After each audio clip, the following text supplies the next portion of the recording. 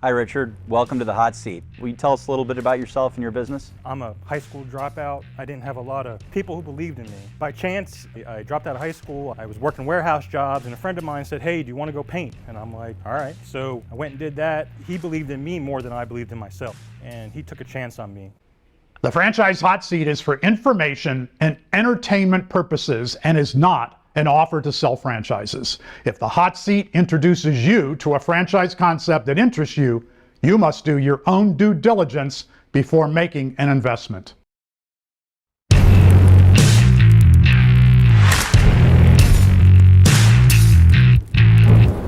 Welcome to the Franchise Hot Seat. I'm your host, John Hayes, Director of the Franchise Center at Palm Beach Atlantic University. On today's episode of the Franchise Hot Seat, we feature a concept to be evaluated by our dream team. Let me introduce you to the dream team. CEO of United Franchise Group, Ray Titus. Managing Partner at Planet Fitness Midwest, John Clancy. MPK Equity Partners, Patrick McGee. Owner of Budget Blinds of West Palm Beach and Jupiter, Wendy Dunn. First up in the hot seat. Painting for me is the greatest job ever.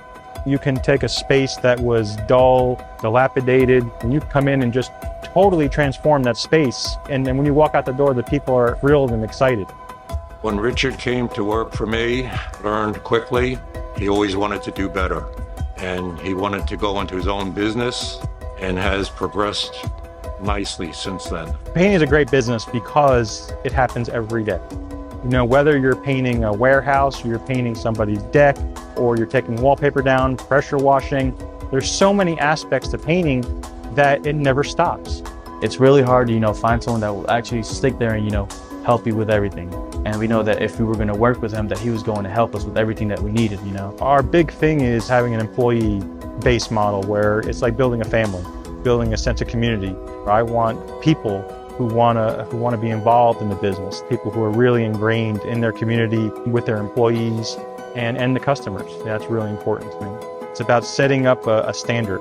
We want to be the leader in the community, in the neighborhood. We're the go-to painters. There's not even a choice of anybody else. It's Richards and then everybody below. The vision for Richards Painting is very simple. It is getting the right franchisees to help grow the brand. I want you to succeed. I want you to be the leader. I'm here to guide you and to show you all the ways of how to get there, but it takes you to really make it happen. Starting a franchise with Richard was probably one of the best things we've done. He's done it right, and we feel comfortable working with him, and we know that, everything he does, he puts his all into it. Overall, not even just a good person to do business and work with, but he's also a good friend in general. So, we're definitely grateful for Richard and everything he's done. I didn't just start this business just to have a franchise. I'm a painter, and I want to better the painting business.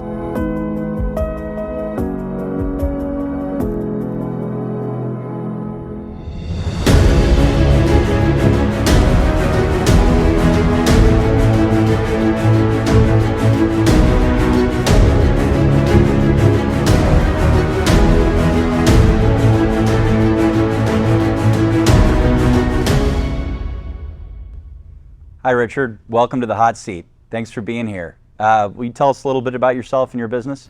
I got a long story, but I'll make it short. I'm watching that video before really touches my heart because it just got me to where I am today. And I promised myself I wouldn't cry, but watching that really brings back a lot of memories. I'm a high school dropout. I didn't have a lot of people who believed in me. By chance, I dropped out of high school. I was working warehouse jobs, and a friend of mine said, "Hey, do you want to go paint?" And I'm like, all right. So I went and did that. The person you saw in that video, Don, was the owner of that business, and he believed in me more than I believed in myself. And he took a chance on me because I wasn't the best employee. I wouldn't show up sometimes, I wouldn't be there, but he saw something in me that I didn't know I had. So we go through a little more, and we start to get a good relationship, and one day we're up on the roof on a rental property that he has, just me and him working together now at this point, and he tells me, Richard, I'm a millionaire. And I thought, first thought I had was, why are we putting this roof on if you're a millionaire, right? And It took me years to figure out what he meant, but he was trying to tell me that, hey, you could do this too. And so from that point, you know, I ended up taking the business over from him, bought him out, and successfully ran it for 5 or 6 years. I sold the business. I was in New Jersey, and then I moved to North Carolina. Started a new painting business from scratch, and that was a lot harder than I thought it was. You know, when you have a business and it's running already successfully, you just have to keep making it run. When you start from scratch, you don't know anything about marketing. You don't know anybody. You don't know anything. So I went from not knowing anybody in the South, being from the North. You know, they can say that's a negative, but I looked at it like it was a positive. I was different. So fast forward to where we are now. I took a business that moved to a town I didn't know anybody and went from 0 sales to we average between 1 to 1.5 million every year. And we do that with just employees. So when I got to that point, I said to myself, I think I can teach other people how to do this. You know, you don't have to have any painting experience. You don't have to have, you know, a lot of money. You just have to have the willingness to want to do it. And so far, we have 10 franchisees. We have 2 company locations. I have a few that are in the pipeline right now that are ready to sign, and really, really proud of the business that we're building. What separates us from most painting franchises is we are only employee-based. We don't use subcontractors. We don't have, you know, multitudes of salespeople. I really want franchisees who are invested in that business, where when you come to do training, you actually learn how to paint. Now, you don't have to be the painter, but you better know what it takes to paint, because when you know what's going on with that business, you can sell it. If you don't know anything about it, how can you sell it? You know, I did research and I saw many other painting franchises, and one of the things that they said in there was, if you don't like painting, that's okay. And I thought to myself, why would you want to be in a painting business if you don't like it? So I really want people who like it, who want to, you know, one of the things that we sell, not just paint, but we sell happiness. You know, we make people happy every day. It's the customers are happy because we treated their property with respect. We delivered on what we said we were going to do. We have happy employees, and we have happy franchisees. So the reason I'm here today is for exposure, get people to know who I am, know what we are, and to help grow the brand. But also I see a change in the future of painting. You know, the pandemic changed a lot of things, where I never thought anything online was important in painting. I thought it was all your neighborhood people, your connections, but I've come to find out the younger generation, people who will be our customers in 20 years, are doing it differently. So what does franchise development look like to this stage, and how do you see that, you know, evolving going forward, if at all? Currently, I do all the development for that. I talk to every potential franchisee, which, believe it or not, lately has been a really big advantage, where they are, when I first started, I was like the first choice. Oh, I saw this, it looks cheap, and I'll just call them. I didn't have nothing to back up what I was saying. Now I'm getting people who have already talked to 3 or 4 or 5 different brands. And when they talk to me, they're like, are you Richard? I'm like, that's me. And they're surprised that I'm even calling them and talking to them. And that's actually setting me apart, because people really want to know the person that's involved, not just some, you know, brand president, which I think they're great, but I'm just saying, like for me, I feel like the connection, just like the connection to the customer is the same that I'm getting with these potential franchisees. They're believing in me and what we're doing more than just the business. Can I cut in for a moment? I'm John Hayes from Palm Beach Atlantic University, home of the Titus Center for Franchising. And I'm going to interrupt just for a moment to add a couple of comments about what you're seeing and hearing from both the franchisor and members of the Dream Team.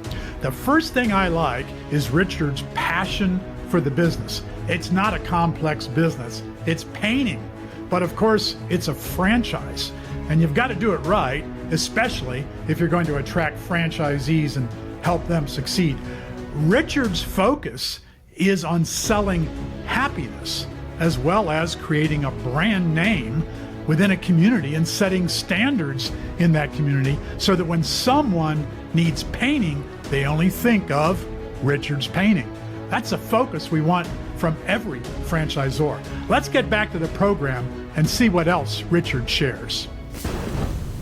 If I'm not a painter and I do like to paint, if I don't know how to paint, how am I going to be able to explain to my employees how to paint, and how am I going to train them? So we offer training for the employees. So if you have an employee that wants to start, you can send them to us. We'll take them for a week and give them the basics, right? Most of this, believe it or not, is you have to learn by doing it. Your 10 franchisees. Yes. What are they doing in sales? Give us an idea. How long have they been in business, and what are they doing in sales? So our longest franchisee's been 2 years, 2 full years, and he's gonna probably be over 450,000 this year. That's what he's projecting to do. Another franchisee who's just a father and son, they're going to do around 200,000, but they're comfortable with that. They're making, $125,000 on $200,000 in sales. So, about that franchisee that I'm talking about, he's my first franchisee. But another thing, just like Don believing in me, my friend Michael, I don't think he believed in himself. So I was at a point where I have this idea. I think that he'd be successful. He was in some situations with financially, but I helped him out. I helped him get started. And one of the proudest things is, this past year he tells me he has like over $30,000 in the bank, when I can tell you he did not have that before. And he's a big advocate of what we do, because you don't have to have a huge investment. You don't have to have a huge 401k to invest in our business. You can literally start with less than $15,000 and turn it into $1 million business. And so, Richard, walk me through that. I want to start a franchise. How much does it cost? Give me the numbers. Okay, so our initial franchise fee is $30,000, but I offer a 5% down payment, and then I finance the rest of that, and I give them payment options that work for them. Then you have to get a van. I give you the option of work with a leasing company. If you have good credit, you can, as little as $700, you can have a brand new van with payments going after that. You have to buy minimal equipment, a brush, ladder, a couple tools. You need to have workers' comp insurance, personal liability, right? We have a marketing program where all of our franchisees, we set the programs up for them, but they actually work them themselves. Insurance, marketing, as you can see the stuff that I left up there, that's part of the marketing, yard signs, door hangers, postcards. We're still like as you can see by the brand, if the goal of that brand was to be more old school, more like, hey, we've been around forever. Sure. And so that's the way we like to market our business. So we have a mix of, what I call guerrilla marketing, where we're out there getting the word out, and then you're also, doing online, Google, Facebook, all those kind of things. But if you got $200,000 in revenue, and you got a 40% top line on the bottom line, that's $80,000. Yeah. So how do you make 125?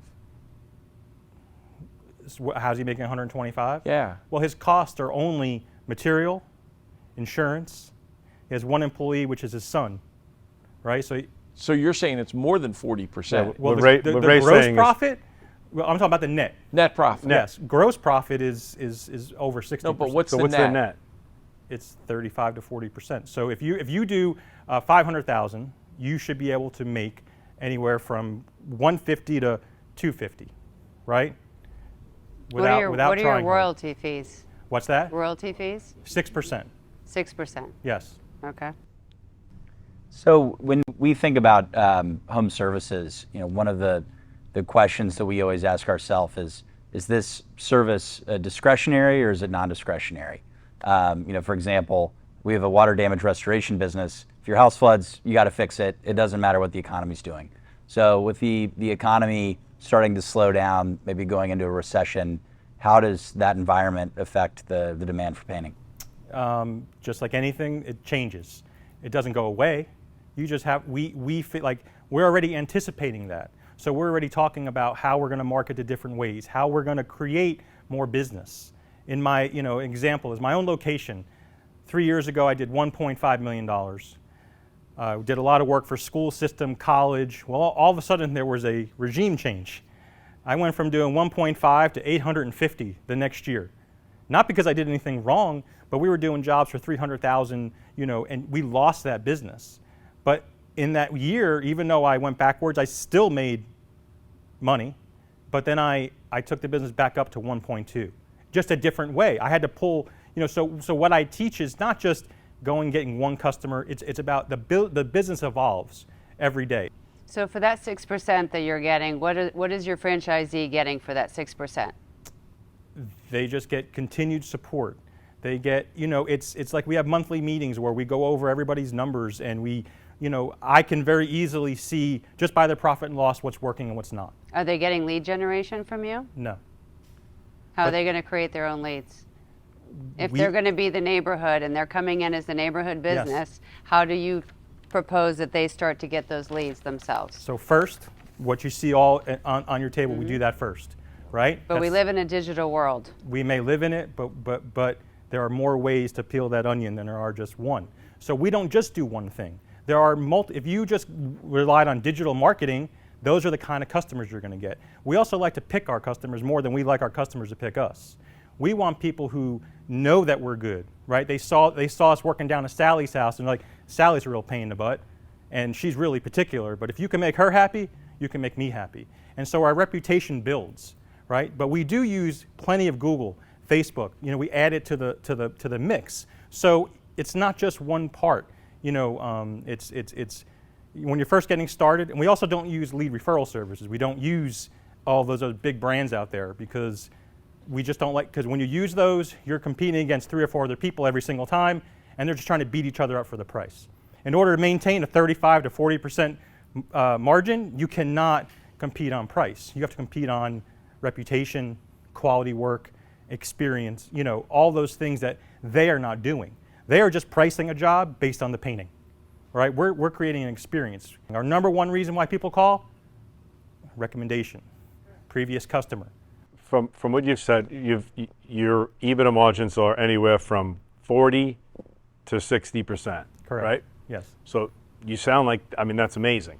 That's incredible. Almost sounds unreal. Yeah. The question is, what are you doing here? How are you going to scale it? What's your plan? Because if I found a business that was 40 to 60% in margin, all I would think about all day long for the rest of my life is how to scale it. Well, my nature is to go after people who want a chance, right? Yeah, are there plenty of people out there who have, $400,000 in their 401k, they've been working, making 150 grand, working somewhere, and I just want to start a painting business, right? Those type of people are looking to scale the business. They want to, take it somewhere that we're not there yet, right? Right now, I want people who are going to get an opportunity and maximize it, right? And turn them into something. I want to see people grow.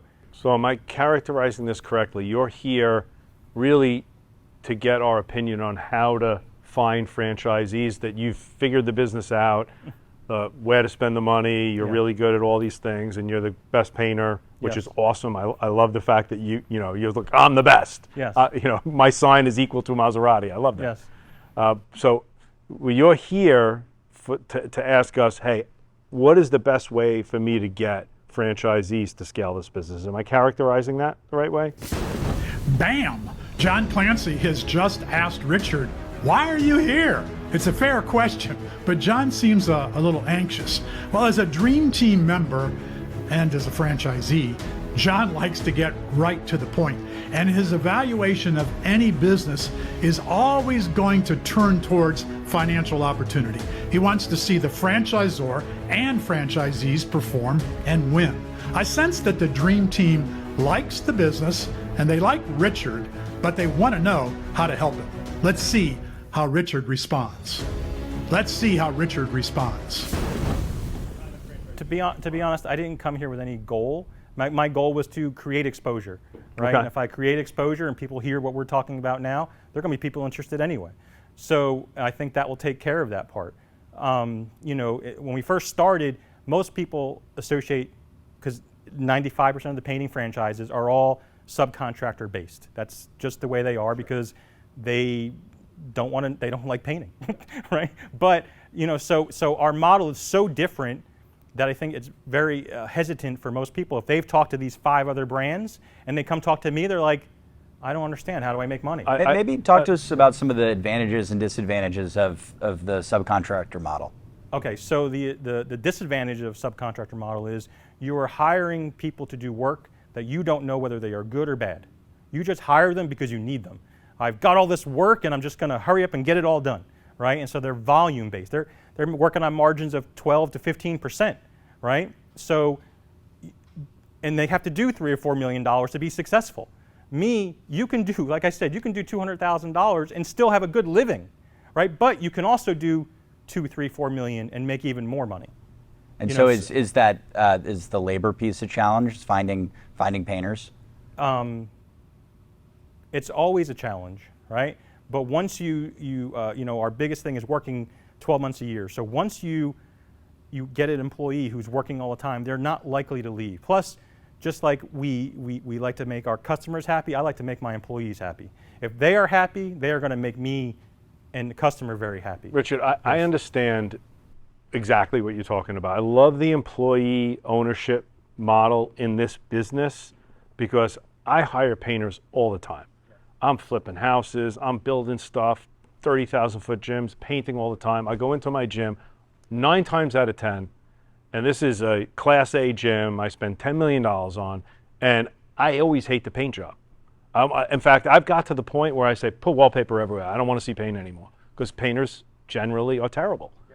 Because they're subcontracted, like you said. There's no oversight, because the person in charge doesn't know. How are they going to teach them how to paint because they don't know? I got it. You know, but you know, but also you may not be our customer, right? We're not going to come paint your gym. Yeah, right. You know what I mean? But there was a question attached. No, but I'm just saying it's just knowing who your customer is also. I'm definitely not your customer. So this is more of a boutique house. Like if you're going to come, I want my house painted right. I'm going to hire Richard because he's got the best reputation. He's going to give me a really good paint job. He's going to use the best paint, right? I mean, I'm not going to use like crap on my house. What's the best paint out there? Well, every company has good paint. It's just more about knowing what's the best brand name? The Sherwin-Williams. Benjamin Moore. Benjamin Moore. Yes, yeah, right. Yes. So it's Benjamin Moore. So I understand that. I just, you know, Ray and I are looking at each other. Your margins are just eye-popping. I mean, they're eye-popping. Yeah. So I would just try to figure out how to scale this and the way you want to scale it, find the right franchisees, because it sounds like you got it figured out. Am I missing anything? No. I really want some more feedback because, you know, even though I think I'm great, you know, sometimes, you know, I need a reality check. All right, so then tell me about your marketing budget. I'll give you some feedback. So for which part? In general. You're doing $1.4 million in sales? You don't want to know the truth. I spend $50 a month. Okay. But that is built up, and that's how every location will be, is that, you know, I have relationships. You know, that's another part of You spend $50 a month in your whole business at $1.4 million in revenue? Yeah. I have trouble believing that. I mean, the minimum on Google is $45. But what about your mailer? All everything you're doing? Well, those I already have. I mean, I bought. But you have to mail these out. You pay postage. Well, those we haven't used in 2 years because we haven't had to. I don't use my own location. The only thing I use are yard signs. So why has your location topped out at $1.5 million? Because I'm focusing on other things. I could do over 2 if I wanted. You know, if I wanted to go that route, I could keep going. But you know, this is where my next, you know, but Richard, step is. At the kind of margins, 40 to 60%. Yeah. I don't, as an entrepreneur. Sure. Why isn't the number 10 or 20 million ringing in your head? Well, I'm also only in an area that covers 7 miles. So like for now, but scaling and expanding means you go to other areas where Richard's currently isn't known. That's obviously the goal. I mean, you know, so that's why I'm franchising, to grow the brand, you know, without me having all the responsibility. Well, I think what John is saying is like maybe you shouldn't franchise. Yeah, but well, Richard, here's what I'm really saying. Yes. If you're here to make more money in your business, you're not? No. I mean, I am. I can't help you. I mean, I want to make money. But my goal is not the money first. The goal is if you got the right people. Fair enough. Yeah. My goal is not money first either. I use my money, and so does everyone on the panel here, to help others. And that's in my heart. But in the context of Franchise Hot Seat, if you're going to ask me like for advice, I'm going to give you advice on how to make more money. And my advice, based on what you're saying, is you need to spend a lot more money in marketing because, believe me, you are under marketing at $50 a month at a $1.5 million business.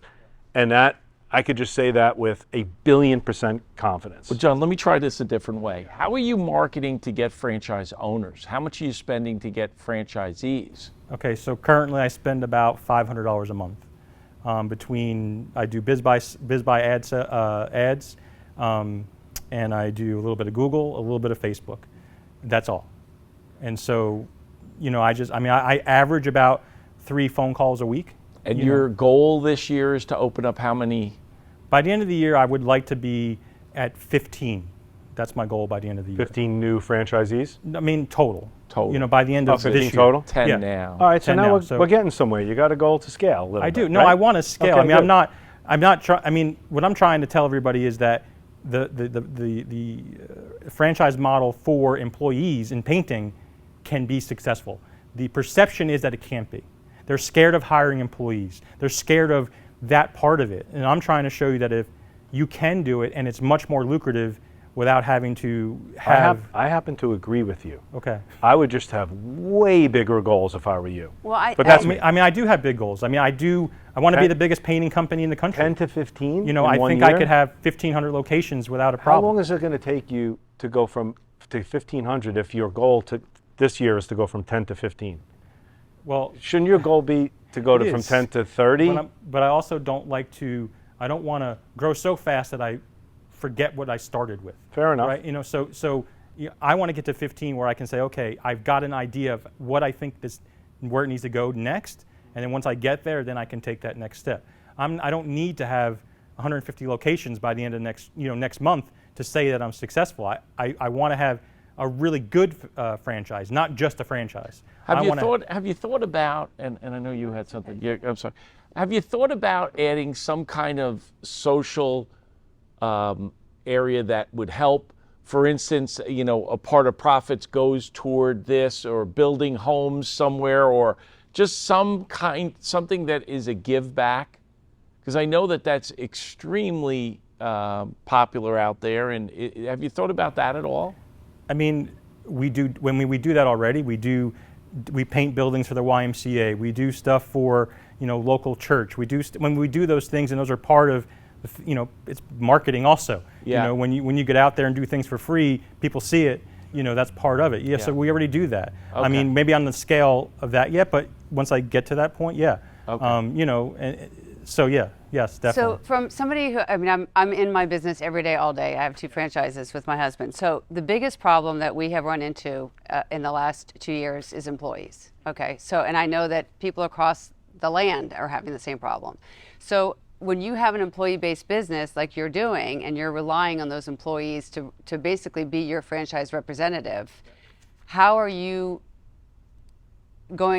selling franchises with that in mind, and knowing also that your cost of products has more than doubled for paint? I bought paint in the last month, and it's almost twice what it used to be a couple of years ago. So that is, how do you teach your franchisees to be able to find these employees? Because everybody's having a really hard time. If I have to rely solely on employees to paint and train them, that's going to be a problem for me, because the turnover is crazy. So how do you get people to show up to work, and how do you train that to teach them? Well, first you have to find the right people. That's the number one goal, right? You can go hire 20 people. If they're all wrong, it doesn't help. So you have to create an ad, create ways to tell people that we're not just looking for a painter, we're looking for good people.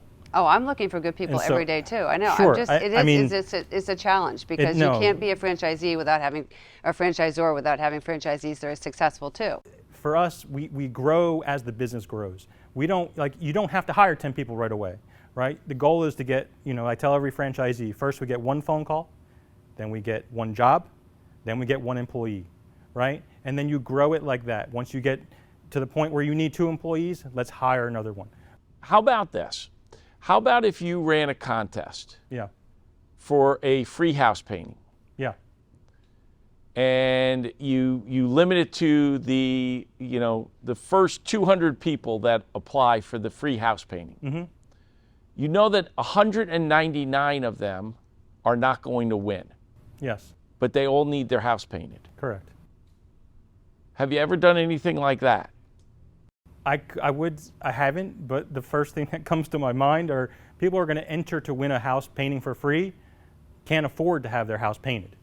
Well, right? I mean, that is the first problem. It's Okay. it's possible that you're going to have that, but they're homeowners or whatever. It's just here's the thing, Richard. If you're here on the Franchise Hot Seat to get advice, Yes. we want to give it to you. Thank you. We're trying to. Yes. I think that several of us are trying. I'm trying to give you some ideas. Yeah.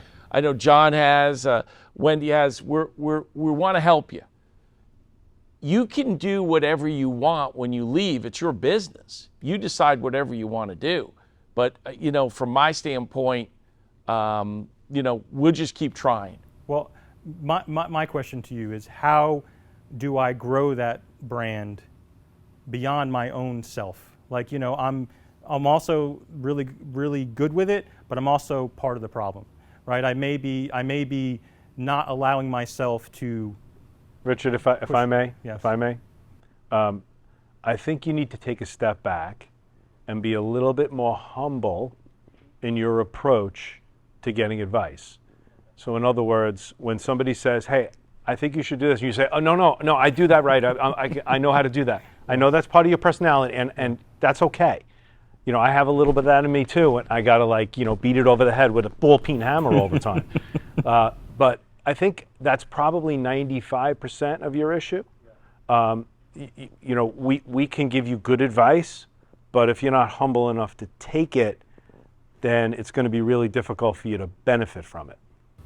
100% agree. Yeah. Wow, John Clancy just lowered the boom on Richard, and I don't agree. I don't think Richard is arrogant. I would agree that his goals are not sharp enough, and he may not be seeing the big picture or grasping how quickly he can scale a business like this, but that's why you come to the Franchise Hot Seat. He can't do it all working alone, and yet most emerging franchisors, that's exactly what they try to do. I think Richard wants to get the best advice he can, and yet he also feels that need to explain what he's already done. But John's pushing hard, and the other Dream Team members, well, they seem to be right there with him. They want Richard to respond differently. Okay, Richard, good luck. Let's see what happens next. Well, this has been a lot of fun. You've built a great business. Congratulations.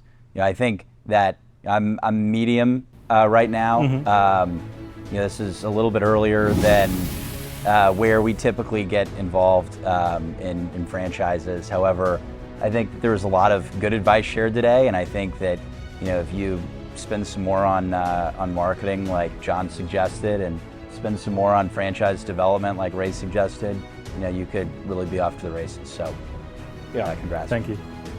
Yeah, I'm definitely cold, Richard, and it's only because I don't think that you have the, as I said, the humility to really take in advice. Okay. But you did come here, right? Yes. So there are, there are ways for you to be surrounded by the right people that can give you that advice. Okay, so you're here at the Palm Beach Atlantic, the Titus Center. You have John Hayes over here, who runs the best franchise school in the country, probably the world, right?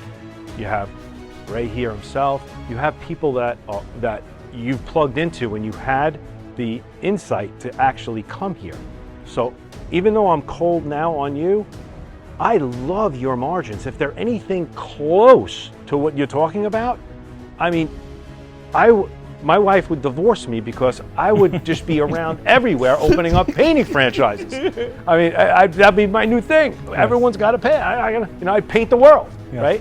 So I love your margins, and I think that given the right direction, and if you have the humility to take that direction, you can scale this. But if you could scale you to that 40, 50, and 60% margins that you're talking about, oh my goodness, the sky's the limit.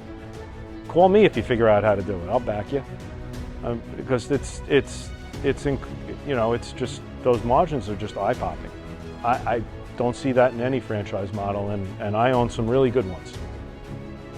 Well, Richard, I would share with you that on one side, I really love your story. I love that your passion for painting. I think there's a reason out there that there's not a lot of people that have the same passion for painting that you do, because I don't like painting. I think most people don't like to paint, but I think it's something that's needed, and it's a great business, and your numbers, if correct, are great. I think that if you just took a step back and you figured out, you know, what's working with your franchisees and continue to do that on a slow pace like you're doing right now, I think you'll be fine. And you just keep doing what you're doing. There's plenty of nice small franchise organizations out there that can grow the way and make money and do well. But with that mentality, you are never going to accomplish the goal of being the country's largest painting franchise. Okay?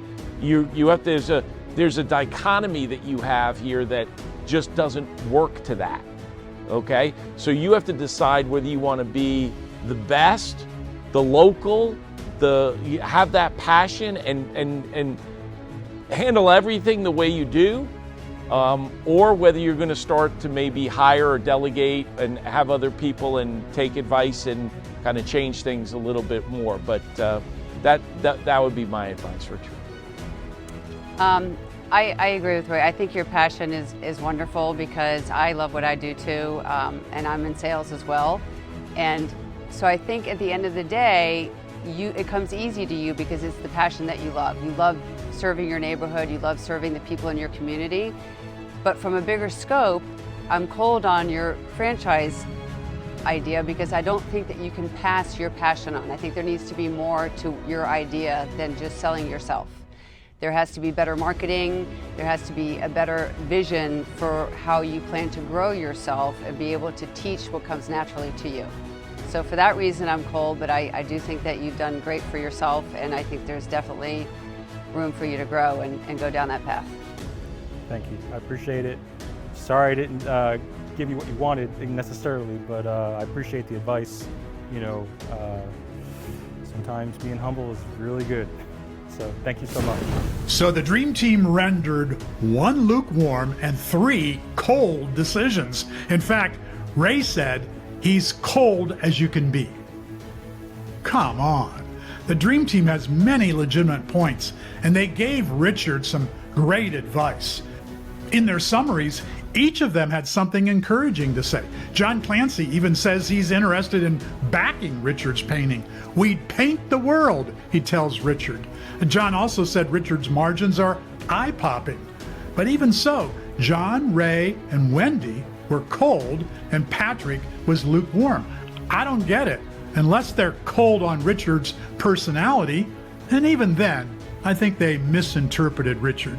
Wendy said she loves Richard's passion, and even Ray said that Richard should stay on track and he'll do well.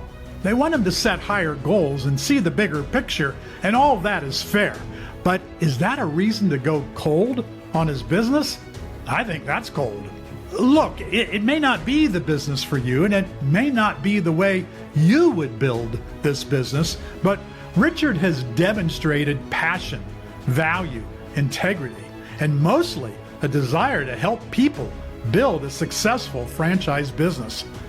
I think the Dream Team should have applauded him for those qualities, along with helping him see some ways to become a more effective franchisor. And I think they should have been hot on this concept. On a personal note, I painted in between college semesters. Okay. So I did paint. I did not like it. My plan is realizing I'm a franchisor. I'm not just a painter anymore. And that's a really hard step. You know, I could tell other people how to do it, but telling yourself, it's a much harder proposition. But hearing it from people who've been in this business for years and have the experience and have been where I've been, you know, to tell me, you know, we can see that you have potential, but just not today, gives me the motivation to want to do better. You know, it's totally changed my outlook of being just an entrepreneur, just somebody with an idea, somebody that thinks they have something to work, to actually being, you know, a really good franchise. Thanks for joining us for the Franchise Hot Seat. And remember, our purpose is to inform and educate. We are not selling franchises. Do your homework before investing in any business. Franchising is a powerful methodology for business ownership, and it may be the best way for you to own a business and build personal wealth. But franchising is not without risk, and it's not for everyone. Some quick thank yous to our sponsors. Transworld Business Advisors is the world leader in the marketing and sales of businesses, franchises, and mergers and acquisitions. They've got 240 offices worldwide. Accurate Franchising is a full-service consulting and development agency that helps franchise companies develop their brands and then expand via franchise sales. Crank Enterprises is a venture marketing company introducing a modern-day twist to private equity. Their mission: turn ideas into dough. You want to sit in the franchise hot seat, or do you have a question for the Titus Center? Contact me at tituscenter.com. I'm John Hayes, leading the Titus Center for Franchising, where we're educating the next franchise generation.